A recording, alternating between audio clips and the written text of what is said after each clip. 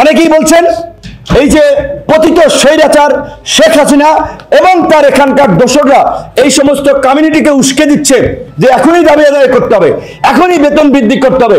আমরা পরিষ্কারভাবে বলি, আপনাদের দাবির প্রতি আমাদের সংহতি আছে, আমাদের সমর্থন আছে। বাজার সমিতি কোন জায়গায় কোনো চাঁদাবাজি লুটপাট চলবে না। এইটা কোনো রাজনৈতিক দলের সরকার নয়। কাজেই কোন রাজনৈতিক দলের নেতারা যদি ভেবে থাকেন ক্ষমতায় চলে এসেছি, এইটা করব, ওইটা করব, এইটা দখল করব, আগে অমুকে খাইছে এখন আমি খাবো, এই খাওয়া খাওয়ি বাংলাদেশে আর চলবে না। আপনাদেরকে সজাগ থাকতে হবে। পরিবহন সেক্টরে এক পয়সাও কোথাও চাঁদা দিবেন না। চাঁদাবাজদের হাত পা ভেঙে গুড়িয়ে দেন আপনারা সবাই। সরকার আমাদেরকে সহযোগিতা করবে। অনেক রক্ত ত্যাগ জীবনের বিনিময়ে এই ছাত্র জনতার গণ অভ্যুত্থানে নতুন সরকার গঠিত হয়েছে। সরকার আমাদের সরকার, আমরা সরকারের লোক। কাজে আমাদের সবাইকে মিলে সরকারকে স্থিতিশীল করার জন্য কাজ করতে হবে। এখন আমরা একটা বিষয় দেখতে পাচ্ছি, বিভিন্ন কমিউনিটি, বিভিন্ন সংগঠন, বিভিন্ন চাকরিজীবী সংগঠন হঠাৎ করে প্রধান উপদেষ্টার বাসভবনের সামনে 40-45 জন যে বিক্ষোভ করতেছেন, সচিবালয়ের সামনে 50-60 জন বিক্ষোভ করতেছেন, প্রেস ক্লাব, সচিবালয়, রাস্তাঘাট সমস্ত জায়গায় হঠাৎ করে কেন এই বিক্ষোভ শুরু হয়েছে? কোথা থেকে এই বুদ্ধি পরামর্শগুলো আপনাদেরকে দেওয়া হলো? আপনাদের তো একটা বেসিক আন্ডারস্ট্যান্ডিং থাকা দরকার, একটা কমন সেন্স থাকা দরকার।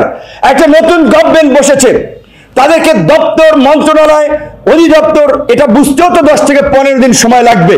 তাহলে আপনারা কেন হঠাৎ করে বেতন বৃদ্ধির দাবিতে, চাকরি স্থায়ীকরণের দাবিতে, বিভিন্ন ধরনের দাবি দেওয়া নিয়ে এই যে দীর্ঘ আন্দোলন সংগ্রামের পরে একটা দেশ স্বাভাবিক গতিতে হাঁটবে, সেটি এখন পারছে না। একটা অচল অবস্থা সৃষ্টি করাটা ষড়যন্ত্র এবং পায়তারা চলছে। একদল দখলদারকে আমরা হটিয়েছি, কিন্তু আরেক দল নব্য দখলদার বিভিন্ন মাফিয়া ব্যবসায়ীদেরকে টিকিয়ে রাখার জন্য, দুর্নীতি, চাঁদাবাজি, লুটপাটের রামরাজত্বকে টিকিয়ে রাখার জন্য শুধুমাত্র একজনের কাছ থেকে আরেকজনের টেকওভার নিচ্ছে। কাজেই এই টেকওভার আমাদেরকে ঠেকাতে হবে। পরিবহন সেক্টর, অনেকেই বলছেন এই যে পতিত স্বৈরাচার শেখ হাসিনা এবং তার এখানকার দোসররা এই সমস্ত কমিউনিটিকে উস্কে দিচ্ছে যে এখনই দাবি আদায় করতে হবে, এখনই বেতন বৃদ্ধি করতে হবে। আমরা পরিষ্কারভাবে বলি, আপনাদের দাবির প্রতি আমাদের সংহতি আছে, আমাদের সমর্থন আছে। আমাদের অন্তর্বর্তীকালীন সরকারে যাওয়ার সুযোগ হলেও আমরা যাই নাই, কিন্তু বিকজ আমরা পলিটিক্স করছি। আমরা বলছি রাজনীতিতে আমরা একটা গুণগত পরিবর্তন করতে চাই। কাজে আমরা রাজনৈতিক সরকার নির্বাচনের মাধ্যমে জনগণের ম্যান্ডেট নিয়ে আমরা 5 ইয়ার্সের জন্য আমরা নেতৃত্ব দিতে চাই। সুতরাং আমরা সেই সরকারে আসবো, কিন্তু এই সরকারকে তো আমাদের সহযোগিতা করতে হবে। আর আমরা যদি ভোট, কাদের ভোট? জনগণের ভোট, জনগণের দ্বারাই কিন্তু আমাদের নির্বাচিত হতে হবে। জনগণ সমর্থন দিলে নেতা, না হলে কিন্তু পাত্তা থাকবে না। কাজেই আমরা আপনাদের দাবির প্রতি সহনশীল, কমিটেড।